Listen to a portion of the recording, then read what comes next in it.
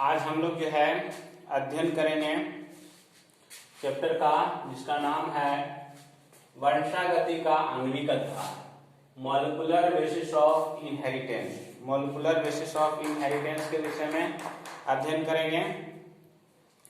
तो molecular basis of inheritance के पहले हम लोग है ना वंशागति का जो सिद्धांत के अध्ययन किए, मेंडल्स के बारे में अध्ययन किए। उसमें हम लोगों ने क्या क्या अध्ययन किए? मेंडल्स की मोनोहाइब्रिड क्रॉस का अध्ययन किए, मेंडल्स के टेक्निकल टर्म का अध्ययन किए, डाइहाइब्रिड क्रॉस का अध्ययन किए। इसके बाद law of dominance, codominance, multiple allelism, linkage and crossing over, इन सभी बातों का हमने अध्ययन किया और म्यूटेशन का भी अध्ययन किया। म्यूटेशन के विभिन्न प्रकारों का अध्ययन किया। आज हम लोग जो नया चैप्टर का अध्ययन करने जा रहे हैं वह नया चैप्टर जो है वंशागति का आणविक आधार है, मॉलिक्यूलर बेसिस ऑफ इनहेरिटेंस है। तो देखिए, मॉलिक्यूलर बेसिस ऑफ इनहेरिटेंस में हम लोग जो पहला टॉपिक पढ़ेंगे वह जो पहला टॉपिक जो है आप लोग 11 में भी से पढ़े हैं, है ना, क्रोमोसोम। पहला टॉपिक क्या रहेगा? क्रोमोसोम रहेगा। और इस क्रोमोसोम के विषय में हम लोग जानेंगे कि क्रोमोसोम क्या है ना। आज जो हम लोग जानने वाले हैं 11 में हम लोग क्रोमोसोम के विषय में पढ़े हैं। और इस क्रोमोसोम के विषय में 12th के केमिस्ट्री में भी पढ़ना है, बायोमोलिक्यूल्स चैप्टर में। तो हम लोग दोनों सब्जेक्ट में कॉमन टॉपिक है ना, एक साथ दो हम लोग कंप्लीट करेंगे, एक तीर से दो निशाना लगेगा। तो आज जो हम लोग पढ़ने जा रहे हैं क्रोमोसोम, तो आप सभी जानते हैं मनुष्य के अंदर जो है क्रोमोसोम की संख्या 46 होता है। और यह क्रोमोसोम डीएनए से मिलकर बना है और यह डीएनए जो है जीन से मिलकर बना है। और प्रत्येक जीन में जो है से आपको प्रत्येक जीन जो है न्यूक्लियोटाइड से मिलकर बना हुआ है। और न्यूक्लियोटाइड में जो है कि आपको न्यूक्लियोटाइड जो है प्रत्येक न्यूक्लियोटाइड में नाइट्रोजनस बेस, फास्फेट और पेंटोस शुगर पाई जाती है। तो ये तीनों मिलने के बाद ही आपको न्यूक्लियोटाइड का निर्माण होता है ना। इसलिए डीएनए के यूनिट को हम लोग क्या कहते हैं, है ना, तो न्यूक्लियोटाइड कहते हैं।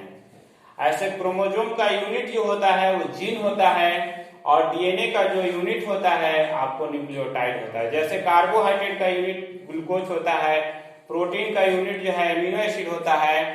तो देखिए बच्चों, जो ये हमारे शरीर के अंदर जो जीन होता है वही हमारे शरीर में गुणों का निर्धारण करता है ना। यही हमारे शरीर के अंदर गुणों का निर्धारण करता है।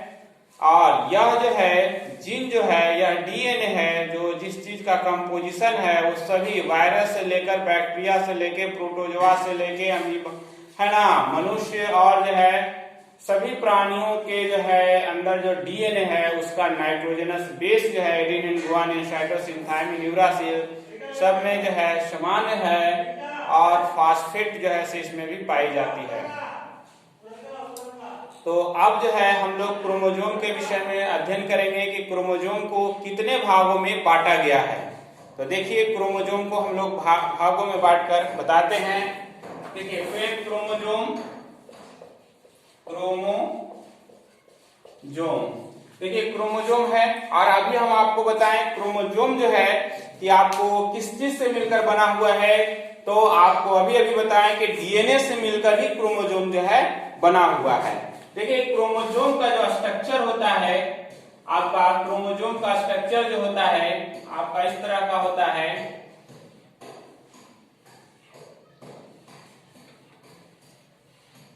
ना। क्रोमोसोम का स्ट्रक्चर होता है और इस क्रोमोसोम में जो है यह सेंट्रोमियर होता है, सेंट्रोमियर होता है। और ये जो है आर्म होता है क्रोमोसोम का, जिसको हम लोग क्रोमैटिड कहते हैं, इसको हम लोग क्रोमैटिड कहते हैं। और इसी क्रोमैटिड में आपको जीन रहता है, डीएनए रहता है। है ना। अगर इसका स्ट्रक्चर जो है यह जैसे है ना, इस तरह से आपको डीएनए के मिलने से बना हुआ है, इस प्रकार के इसमें जो है आपको डीएनए प्रेजेंट रहता है। समझ गए, इसमें डीएनए प्रेजेंट रहता है। आज इसी हम क्रोमोसोम के विषय में जानेंगे। यह क्रोमोसोम जो है ना, कितने भागों में बांटा गया है। देखिए, इस क्रोमोसोम को 2 भागों में बांटा गया है। एक भाग का नाम आपका है न्यूक्लिक एसिड, और जो दूसरा भाग का नाम है वह है आपका प्रोटीन।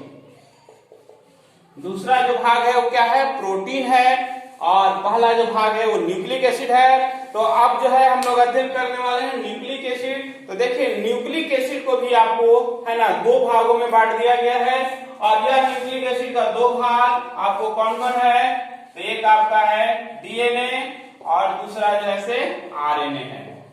दूसरा भाग जैसे आरएनए है,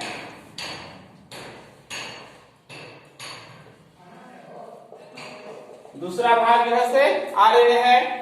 तो देखिए, यह जो है आरएनए दूसरा भाग जो है। अब देखिए, यहाँ डीएनए जो है, यहाँ जो डीएनए है, इस डीएनए को भी 3 भागों में बांट दिया गया है। एक भाग का नाम जो है आपको नाइट्रोजनस पेंटोज शुगर है,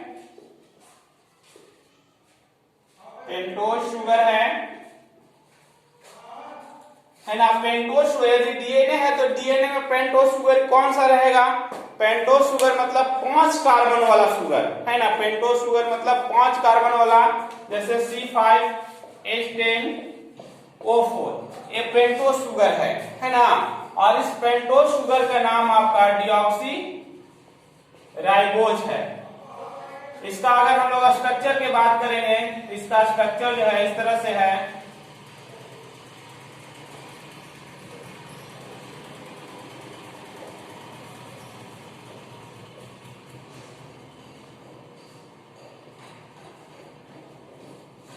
इसका पेंटोज शुगर का स्ट्रक्चर इस प्रकार के है।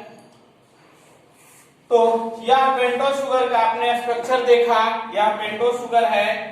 तो और पेंटोज शुगर में कौन सा शुगर है, तो डीऑक्सी राइबोज है। इसका नाम है डीऑक्सी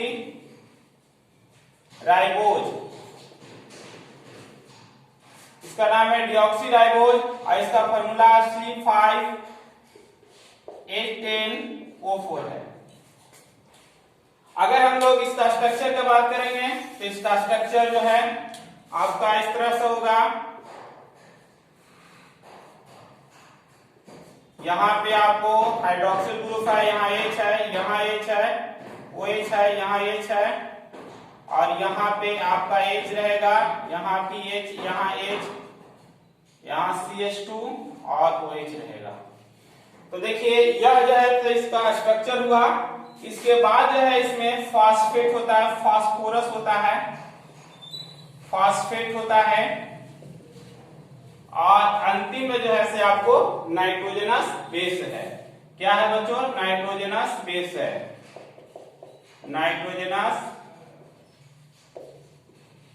बेस है ना। अंतिम में जो है से आपको नाइट्रोजनस बेस है। अब देखिए, यह नाइट्रोजनस जो बेस है इसका भी 2 भाग है। इस नाइट्रोजनस बेस का आपका 2 भाग है, और ये 2 भाग को जो है एक प्यूरिन है और दूसरा भाग जैसे पायरुमिडिन है। एक भाग जैसे प्यूरिन है, दूसरा भाग जैसे पायरुमिडिन है। अब देखिए, प्यूरिन में 2 है, एक एडिनिन,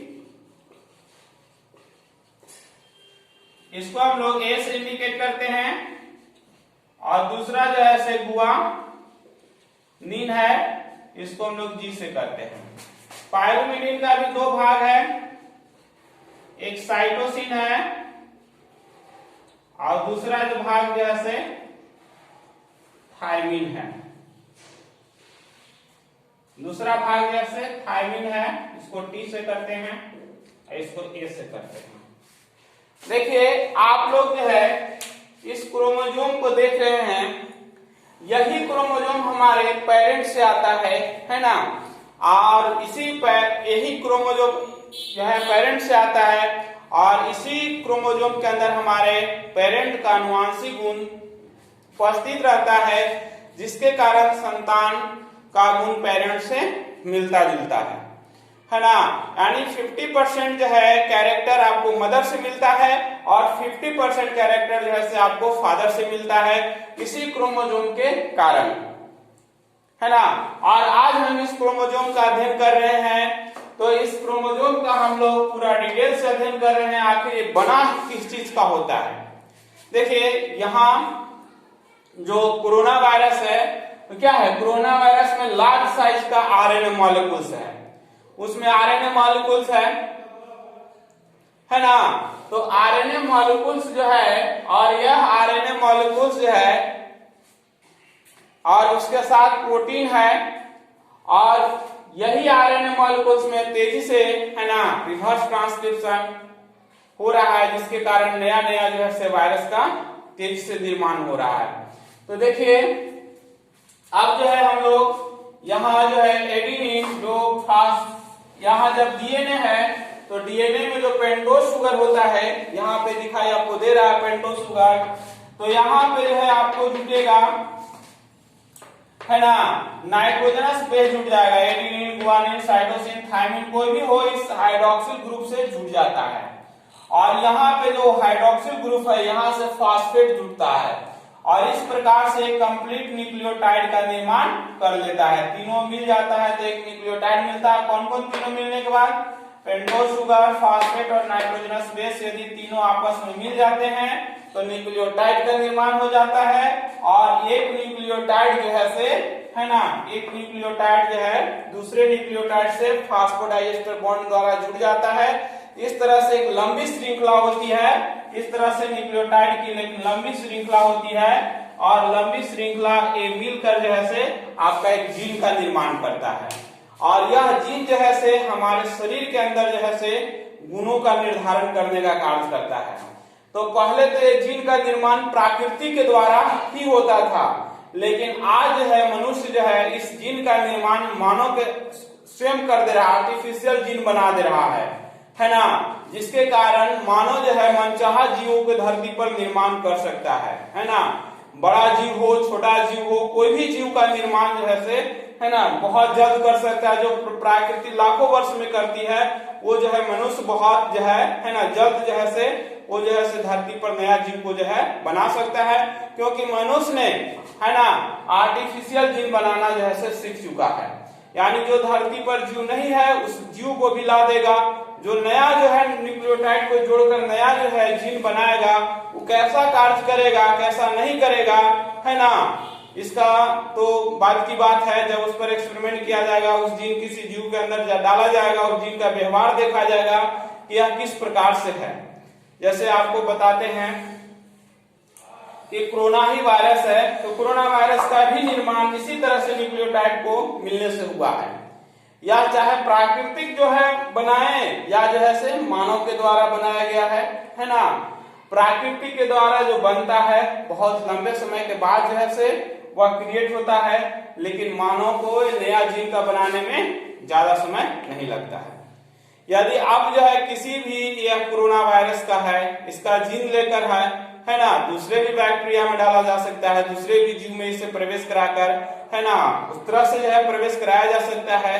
तो इस तरह से आपको मनुष्य ने, है ना, जैसे पौधा में जो है गोल्डन राइस हम लोग चावल खाते हैं, तो क्या गोल्डन राइस में विटामिन ए सिंथेसिस करने वाला जीन उस पौधा के अंदर डाल दिया गया है ना, तभी जो है गोल्डन राइस जो है विटामिन ए का सिंथेसिस कर रहा है। रोजी काऊ जो है कि उसके अंदर माँ के दूध के समान प्रोटीन का निर्माण होता है। जो मनुष्य के अंदर जो दूध जो है मिल्क का सेक्रेशन होता है, जिसको उसमें जो प्रोटीन रहती है, वही प्रोटीन रोजी गाय के दूध से मिलता है, क्योंकि, है ना, मनुष्य के अंदर जो सिंथेसिस करने वाला जीन था, उस प्रोटीन का निर्माण करने वाला जीन था, उस काऊ में ट्रांसफर कर दिया गया है। तो देखिए यह जो है से आज के डेट में तो बड़ा जो है से हो ही रहा है, लेकिन वैज्ञानिकों ने काफी आगे बढ़ चुका है, और इसका जो है उपयोग जैविक हथियार के रूप में भी कर रहा है ना। बहुत सारे डेंजर वायरस वगैरह का जो है क्रिएट कर रहा है। यही जो है यहाँ रिसर्च यहाँ तक पहुंच चुका है और मानव चाहे जैसा जीव का निर्माण कर सकता है, लेकिन इस पर प्रतिबंध है ना। अब देखिए यहाँ पे एडेनिन, गुआनिन, साइटोसिन, थाइमिन जो है आपका किसका नाइट्रोजनस बेस हुआ। नाइट्रोजनस बेस का दो टाइप्स है, प्यूरिन है और पायरोमिडिन है। देखिए यह जो है आपको एडेनिन, गुआनिन, साइटोसिन, थाइमिन, देखिए एक पोर्शन जो है आपको बायोकेमिस्ट्री का है, बायोमोलिक्यूल्स का, इसमें केमिस्ट्री भी है और बायोलॉजी भी है। देखिए यहाँ आपको डीऑक्सीराइबोज का फॉर्मूला बताया है ना, केमिस्ट्री जैसा लग रहा है, तो सबका इसका स्ट्रक्चर अपना अपना है। तो एडेनिन, गुआनिन, साइटोसिन, थाइमिन है ना, ये दो नाइट्रोजनस बेस है ना। प्यूरिन के अंदर एडेनिन और गुआनिन है और पायरोमिडिन के अंतर्गत साइटोसिन और थाइमिन है। देखिए यह जो प्रोटीन है, प्रोटीन में जो है से कौन सा प्रोटीन रहता है, तो हिस्टोन प्रोटीन रहता है। इस प्रोटीन का नाम है हिस्टोन प्रोटीन है ना। तो यह हिस्टोन प्रोटीन जो है कि आपको यह हिस्टोन प्रोटीन जो है, हिस्टोन प्रोटीन जो है कि आपको पाया जाता है। देखिए यह डीएनए है, तो डीएनए जो है से आपको हिस्टोन प्रोटीन को ही चारों तरफ से लिपटे हुए है ना। उसी के अंदर जो है इस तरह से पैकेज है कि लंबा से लंबा डीएनए मॉलिक्यूल्स उस हिस्टोन प्रोटीन में लिपटे हुए हैं। बोलिए ऐसा क्यों है। देखिए डीएनए जो होता है वह निगेटिव चार्ज होता है, पॉजिटिव और निगेटिव समझते हैं। डीएनए जो होता है वो आपको जो है निगेटिव चार्ज होता है और यहाँ पे जो हिस्टोन प्रोटीन है वह आपका पॉजिटिव चार्ज है। और पॉजिटिव चार्ज के कारण है ना, तो आपको उसके अंदर जो है आकर्षण हुआ है ना। हिस्टोन प्रोटीन डीएनए को आकर्षित किए हुए है और उसको लपटे हुए है ना। इसको हिस्टोन है ना, डीएनए पैकेजिंग भी हम लोग नया आगे टॉपिक अध्ययन करेंगे डीएनए पैकेजिंग का। तो देखिए हिस्टोन प्रोटीन जब बात आया तो protein is a micromolecules, it is a made up of monomer unit और monomer unit is a amino acid. यहाँ प्रोटीन जो है से एक बड़ा मोलिक्यूल्स है और वह बड़ा मोलिक्यूल्स एकलक इकाई एमिनो एसिड से मिलकर बना हुआ है। वह एमिनो एसिड जो है ना आपका प्रोटीन का यूनिट होता है। प्रोटीन के यूनिट को हम एमिनो एसिड कहते हैं और यह एमिनो एसिड आपको 20 तरह का एमिनो एसिड होता है। एमिनो एसिड का प्रकार जो है 20 प्रकार का एमिनो एसिड होता है, जैसे alanine, valine, isoleucine, serine, threonine, aspartic acid, glutamic acid है ना, proline, hydroxyproline, phenylalanine, tyrosine, इस तरह से आपको जो है से यहाँ पे होता है। लेकिन जो हिस्टोन प्रोटीन में होता है वह बेसिक एमिनो एसिड होता है ना। बेसिक एसिडों में आर्जिनिन, हिस्टिडीन, लाइसिन आता है ना। तो ये बेसिक एमिनो एसिड जो होता है वो आपको पॉजिटिव चार्ज होता है और बेसिक एमिनो एसिड की संख्या इसमें हिस्टोन प्रोटीन में अधिक रहने के कारण यह प्रोटीन पॉजिटिव चार्ज हो जाता है, जिसके कारण इसके अंदर डीएनए लिपटे हुए रहता है। अब देखिए यहाँ पे आरएनए आता है। जिस तरह से हमने डीएनए को डिवाइड किया है उसी प्रकार से आरएनए का भी डिवाइड है। लेकिन यहाँ पे क्या होता है कि नाइट्रोजनस बेस सेम रहता है, लेकिन यहाँ थाइमिन के जगह पे क्या जाता है ना, नाइट्रोजनस बेस में है ना। देखिए शुगर में क्या होगा, सेम है, शुगर में आपका आ जाएगा राइबोज आ जाएगा है ना।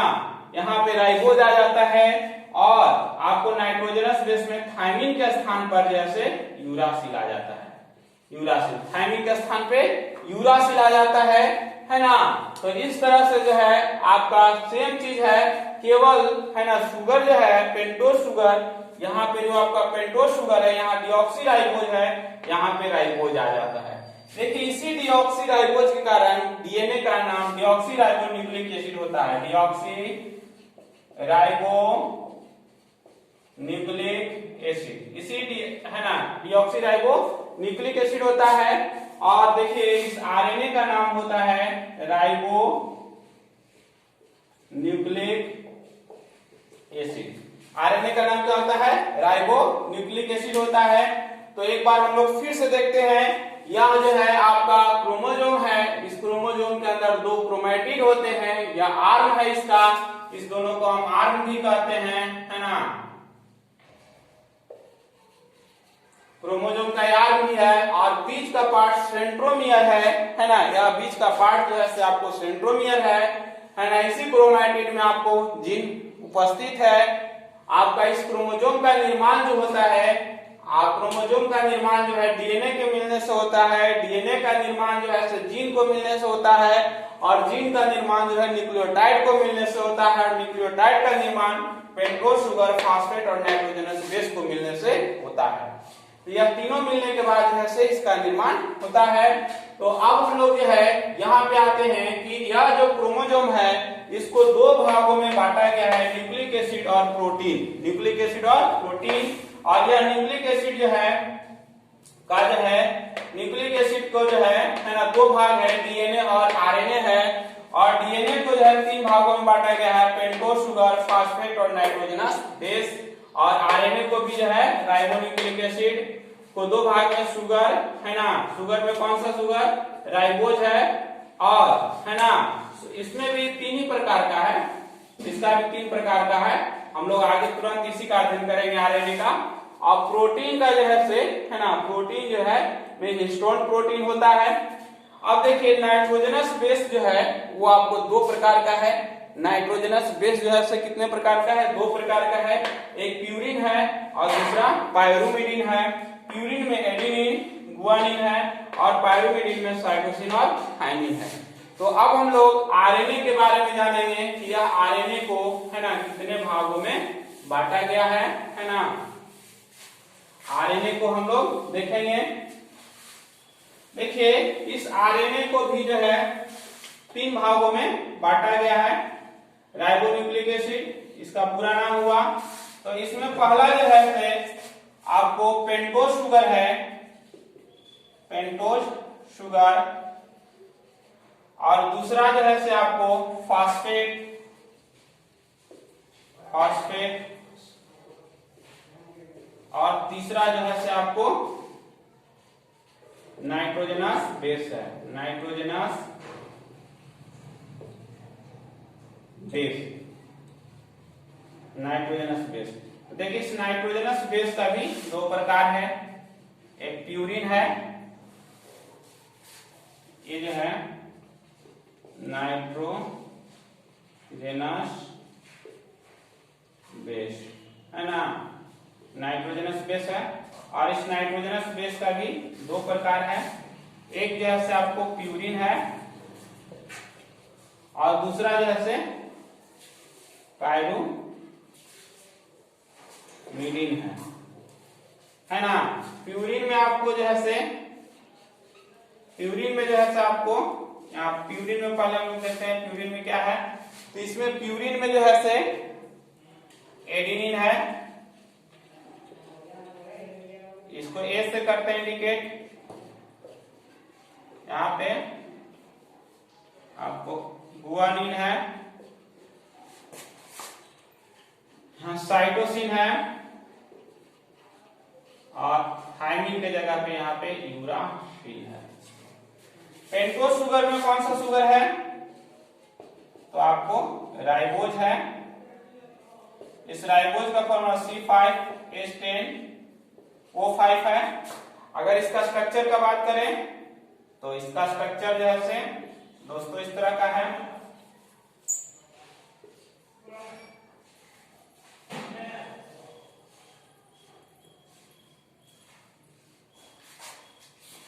यहाँ पे हाइड्रोजन है, यहाँ पे हाइड्रोक्सिल ग्रुप है, यहाँ भी हाइड्रोक्सिल ग्रुप है, यहाँ भी हाइड्रोक्सिल ग्रुप है, यहाँ भी है, यहाँ पे आपका जैसे H है, यहाँ पे आपको CH2 है, और इससे इसी से जैसे CH2 से ही OH हाइड्रोक्सिल ग्रुप लगा हुआ है ना। अगर मान लिया जाए कि हम इसको यहाँ भी लिख सकते हैं, यह हाइड्रोक्सिल ग्रुप है। और इसका सूत्र जो है दोस्तों राइबोज का क्या होता है, C5H10 है ना, C5H10O5 है। तो इस तरह से है। देखिए यहाँ पे हम लोग मिला सकते हैं 5 कार्बन है, 1 2 3 4 5 कार्बन हुआ। हाइड्रोजन 10 को है, 1 2 3 4 1 2 3 4 5 6 7 2 9 1 10 हाइड्रोजन है। ऑक्सीजन की बात करते हैं तो 1 2 3 4 1 5, ऑक्सीजन भी 5 है ना। इस तरह से है। तो अंतर क्या है दोस्तों, डीएनए में डीऑक्सीराइबोज है और आरएनए में जो है से आपको राइबोज है। आरएनए में राइबोज है और डीएनए में डीऑक्सीराइबोज। अगर पूछता है आपसे different between DNA and RNA, तो DNA present in deoxyribose, DNA present in deoxyribose, RNA present in ribose, है ना। डीएनए प्रेजेंट इन, है ना, थायमिन नाइट्रोजनस बेस और RNA present in uracil nitrogenous base. DNA में जो है थायमिन नाइट्रोजनस बेस रहता है, देखिए यहाँ पे, है ना, उसमें डीएनए बताया था उसमें थायमिन है, वो आरएनए में यहाँ पे क्या है, यूरासिल है। तो अब हम लोग डीएनए आरएनए में अंतर भी जानेंगे। तो अब जो है से हम लोग, है ना, समझें कि आपका एडिनिन, गुआनिन, साइटोसिन, यूरासिल, है ना। तो अब हम लोग जानते हैं कि आरएनए का जो 3 प्रकार है, कौन कौन है, पेंटोज शुगर है, फास्फेट है, नाइट्रोजनस बेस है। और नाइट्रोजनस बेस का भी 2 प्रकार है आपको, कौन कौन है, प्यूरिन है और पायरुमिडिन है। तो देखिए प्यूरिन का 2 प्रकार है, एडिनिन और गुआनिन, और पायरुमिडिन का जैसे 2 प्रकार है, साइटोसिन और यूरासिल। तो इस तरह से हम लोग क्रोमोसोम के विषय में अध्ययन किए। देखिए 11th क्लास में, है ना, और भी डिटेल से पढ़ना है, जो न्यूक्लियोटाइड कैसे निर्माण होता है, या फिर इसको हम लोग केमिस्ट्री में अध्ययन करेंगे, बायोमोलिक्यूल्स में। यहाँ पर जानना क्या है ना, जो यह नया चैप्टर स्टार्ट हुआ है, मंशा गति का आणविक आधार, मॉलिक्यूलर बेसिस ऑफ इनहेरिटेंस। तो यह molecular basis of inheritance start हुआ है, तो इसमें पढ़ना क्या क्या है। तो आपको तो क्रोमोसोम के विषय में जानना है, फिर यह जानना है कि DNA is a genetic material, जो फ्रेडरिक और ग्रिफिथ ने आपका प्रूफ किए हैं। हर्शे और चेस ने जो है आपको प्रूफ किया, है ना, DNA is a genetic material. बहुत सारे साइंटिस्ट, फ्रेडरिक ग्रिफिथ ने, है ना, अपने प्रयोग द्वारा, है ना, जब यह सिद्ध किया कि आपको डीएनए जेनेटिक मटेरियल है, तो कुछ साइंटिस्टों ने कह दिया कि डीएनए जेनेटिक मटेरियल नहीं है, आरएनए आपका जो है से प्रोटीन जेनेटिक मटेरियल है। लेकिन हर्शे और चेस साइंटिस्ट जो थे, उन्होंने यह सिद्ध कर लिया बैक्टीरियोफेज वायरस पर प्रयोग करके कि DNA is a genetic material, है ना, protein is A not genetic material. तो इन सब बात को जानने के बाद जो है से हम आगे जो पढ़ेंगे वह हमको अध्ययन करना है आपको डीएनए रेप्लिकेशन, है ना। डीएनए रेप्लिकेशन में अध्ययन करना है कि न्यू डीएनए का निर्माण जो है से आपको कैसे होता है, पुराने डीएनए का स्ट्रैंड से नए डीएनए का निर्माण कैसे होता है, इसमें कौन कौन से एंजाइम भाग लेते हैं, इन सारी बातों का अध्ययन आपको करना है इस चैप्टर में। और दूसरी बात जो है से आपको आरएनए यानी ट्रांसक्रिप्शन, डीएनए जो है, डीएनए रेप्लिकेशन में क्या होता है, ओल्ड डीएनए स्ट्रैंड से न्यू डीएनए का फॉर्मेशन होता है ना। इसके बाद आपको ट्रांसक्रिप्शन का अध्ययन करना है। ट्रांसक्रिप्शन में क्या होता है, डीएनए से आरएनए का निर्माण होता है, एमआरएनए का निर्माण होता है, इसी को हम ट्रांसक्रिप्शन कहते हैं। देखिए ट्रांसक्रिप्शन में होता है कि आरएनए से आपका डीएनए से आरएनए का निर्माण होता है। यदि रिवर्स ट्रांसक्रिप्शन होता है तो यह वायरस के अंदर होता है। रिवर्स ट्रांसक्रिप्शन जैसे एड्स वायरस है, इम्यूनोडिफिशियंसी वायरस है, इसमें रिवर्स ट्रांसक्रिप्शन होता है। और ये जो है कोरोना वायरस में आरएनए मॉलिक्यूल्स है, यदि वो अपना रिप्लिकेट कर रहा है तो उसमें भी रिवर्स ट्रांसक्रिप्शन होगा। और रिवर्स ट्रांसक्रिप्शन में क्या होता है, तो आरएनए से डीएनए मॉलिक्यूल्स का निर्माण होता है। तो इस तरह से आपको जिस वायरस के, देखिए जेनेटिक मटेरियल जो है से डीएनए है, लेकिन वायरस में, जिस वायरस में डीएनए होता है उसमें आरएनए नहीं होता है, जिसमें आरएनए होता है उसमें डीएनए नहीं होता है, दोनों में एक ही होता है। इसलिए वायरस का जो है, कुछ वायरस का जेनेटिक मटेरियल आरएनए होता है। इसके बाद हम लोग ट्रांसक्रिप्शन अध्ययन करेंगे, इसमें कौन सा फैक्टर भाग लेता है, कौन सा एंजाइम भाग लेता है, कैसे निर्माण होता है। इसके बाद हम लोग जो है पढ़ेंगे प्रोटीन सिंथेसिस। आप लोग जानते हैं राइबोसोम को प्रोटीन का फैक्ट्री कहा जाता है ना। प्रोटीन सिंथेसिस ऑन राइबोसोम, यानी प्रोटीन का जो सिंथेसिस होता है है ना, राइबोसोम पर होता है, इसलिए राइबोसोम का प्रोटीन का जो है फैक्ट्री कहा जाता है। तो देखिए इसमें भी बहुत सारे फैक्टर भाग लेते हैं प्रोटीन सिंथेसिस में। हम बताएं कि जो हम लोग प्रोटीन खाते हैं तो वो हमारे शरीर के अंदर खाने के बाद वह अंदर जो है स्टमच में जाता है, और स्टमच से जब हमारा स्मॉल इंटेस्टाइन में प्रवेश करता है जेजुनम, तब इसके बाद इलियम में, तो हमारे पैंक्रियाज से ट्रिप्सिन एंजाइम जो है सेक्रेशन होता है, और यह ट्रिप्सिन एंजाइम जो है प्रोटीन को जो है आपको तोड़ देता है ना। इसके बाद जो है पेप्टोन पेप्टाइड में तोड़ता है, इसके बाद जो इस पर और है ना पेप्टोज एंजाइम कार्य करके इसको एमिनो एसिड में कन्वर्ट करता है।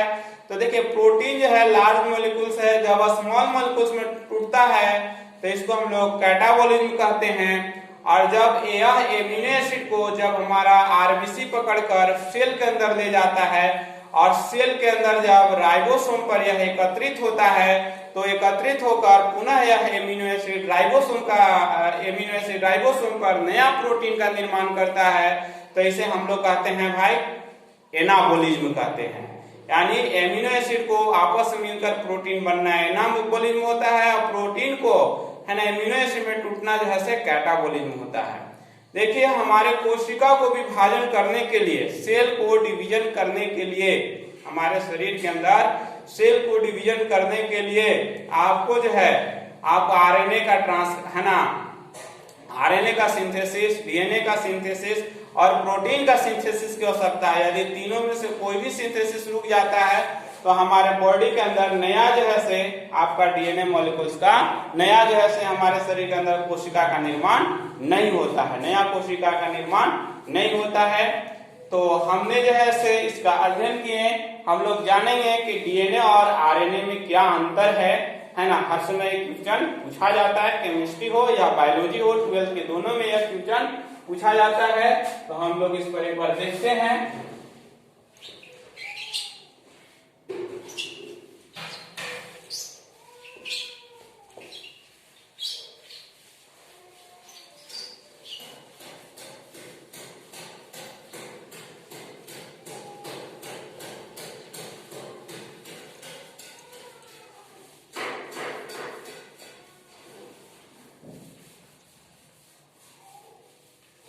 देखिए डीएनए और आरएनए में अंतर, डीएनए और आरएनए में अंतर आपने दोनों के विषय में अभी देखा, डीएनए के विषय में भी देखा और आरएनए के भी विषय में देखा।